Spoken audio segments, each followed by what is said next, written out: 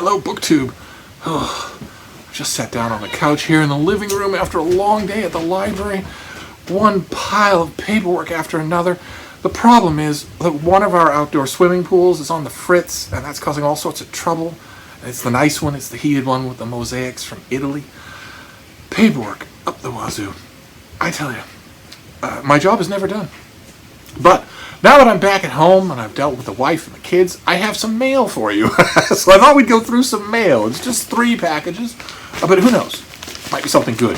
Something to relieve me of the toils of the day. So let's see. Let's see what this first one is. Oh, and since I know you're going to be wondering, I also have the bean with me. So let's see what this first one is. Okay, this is an advanced copy of a novel, I bet. Yeah, it's a novel called Mercy House by Alina Dillon. Mercy House. What have we got here? Is this going to be 2020? Please let it be 2020. Yes, okay, this is February. Let's see here. In the Bedford-Stuyvesant neighborhood of Brooklyn stands a century-old row house presided over by renegade silver-haired Sister Evelyn. Gruff and indomitable on the surface, warm and wry underneath, Evelyn and her fellow sisters make Mercy... Okay, that's a grammatical error. It's just her who's that way, not her and her fellow sisters, but that's all right. She and her fellow sisters make Mercy House a safe haven for the abused and abandoned. Little daunts Evelyn until she receives word that Bishop Robert Hawkins is coming to investigate Mercy House and the nuns, whose secret efforts to help women in ways forbidden by the church may be uncovered. But Evelyn has secrets too, dark enough to threaten everything she has built. Okay, so who is Alina Dillon? Her deep admiration for nuns was cultivated by her time working with the Sisters of St. Joseph at St. Joseph's College. She is a creative writing professor based in Boston whose pursuit of finding the extraordinary in the ordinary has fueled her work. That's kind of interesting right there. I also have a deep admiration for nuns. So, all right, so this comes out in February. I don't have to worry about it right away, but it sounds interesting. So we're off to a fine start. February book. The main focus for me now is going to be how many of every book that we encounter is a 2020 book. But this next one feels like a finished copy, so this will probably be okay, fantastic. All right, this is not just a finished copy. This is an important book and one that I'm going to be reviewing. I'm very happy to say this is the finished copy of The Education of an Idealist by Samantha Power, who started out as a Pulitzer Prize-winning author. Her book A Problem from Hell, and got to know Congressman and then candidate and finally President Obama, who brought her into the workings of government. So this is a rare example where a serious intellectual and also an immigrant rose to the highest levels of American government. And this is the finished copy. Fantastic. I have been battering all to heck and gone the reader's copy that I have of this thing because I'm going to review it. And this has blurbs by Doris Kearns Goodwin, Colm Tobin, Madeleine Albright, President Obama himself. Fantastic. So it comes with a cell sheet and also a little folder here, a little folder of cards. Okay, so there are photos. There's an author timeline. Okay, great. Well, I understand why. I didn't have anything for the advanced copy of this book. I had just the pages that somebody went to Kinko's and bound together. So now I have the full works, and that's great because I'm working on this review. And these are these kinds of folderals, especially the bibliography and the notes and the index, are crucial if you're doing something like this. Oh, this also has photos. My advanced copy, of course, had no photos, had nothing like that. Fantastic. Wonderful. Okay.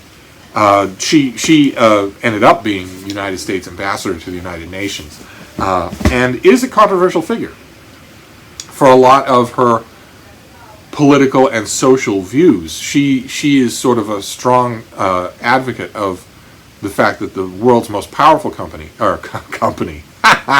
there's a Freudian slip if ever I heard one, that the world's most powerful country, militarily and economically, should also be its most conscientious, its most moral, its most interventionist in terms of, humanitarian relief or something like that. That kind of thing, the idea that America is the world's policeman, has always sat sort of uncomfortably with the idea of America being the world's charity worker, educator, mentor, referee. That even relatively favorably disposed countries, allies or quasi-allies, who have been relatively okay with the idea of America as the world's policeman, have bridled completely at the idea of any of that softer stuff. And Samantha Power, you boil down the essentials of her position, and it comes to something like, if you have enormous physical or financial power, you also have incumbent moral power. And what do you do about that? And that's obviously a dangerous thing to think. So I, as you can tell, I am deep inside the book. So I'm very glad to have a finished copy. That's fantastic. And then we have this. This is our last one for today. This is also a finished copy. This is for October, so great. This is not a September book. And we saw this already, and actually a lot of you expressed interest in this. This is by Kelsey Wilson Lee, and it's Daughters of Chivalry. And this is about the 5 daughters of Edward I. The lives of these sisters, Eleanora, Johanna, Margaret, Mary, and Elizabeth, ran the full gamut of experience open to royal women in the Middle Ages.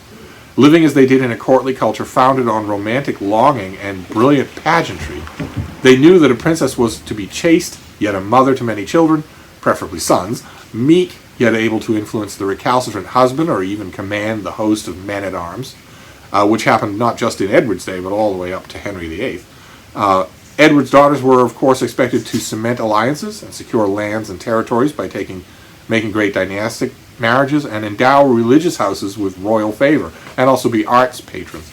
And this is just the whole, I wouldn't have thought, this is why I love my job, I wouldn't have thought it possible that someone could write an engaging book about the daughters of Edward I, and here it is, and it's probably long overdue. And who is this someone? Who is this someone? Who is Casey Wilson Lee? She's a historian of Britain, its art and its architecture. She's written for the BBC and Country Life, and she lives in Cambridge with her husband and 2 children. And The Daughters of Chivalry is her first book. Wow, how wonderful. This is her first book. This is her nonfiction debut. Fantastic. Okay, well, it's October 1st, but you're gonna expect this already. I haven't read this yet. I have had the advance copy. I haven't got to it. I've been busy with all sorts of other stuff. So this is great. Fantastic. All right, so not a bad little mail haul at all. We have an upcoming novel in February, and then 2 works of nonfiction. Daughters of Chivalry, about the daughters of Edward I, and I'm sure that he'll be all over the book. And this is just fantastic. The Education of an Idealist, in a finished copy with an index and all sorts of extra bells and whistles, plus full-color photographs, which, they don't matter to the review, but they are interesting. I have been involved. I've been hip deep in this book, and I've wanted to picture its people without going online. So that's fantastic. Very glad to have this. Wonderful. And you will be able to read my review sooner or later. I plan on finishing my review probably in the next week, and then probably sometime in September you'll be able to read it. The Christian Science Monitor will be running my review. Fantastic. Okay, it's a very for my September docket for the Christian Science Monitor, I've got a couple of what I consider to be truly important books. The Education of an Idealist is one of them, and also that Susan Sontag biography. So that's fantastic. I'm happy to be doing both of them. So that's it. That's going to do it for the mail for now. I may be back. So I'll wrap this up, but I will see you soon. Thank you, BookTube.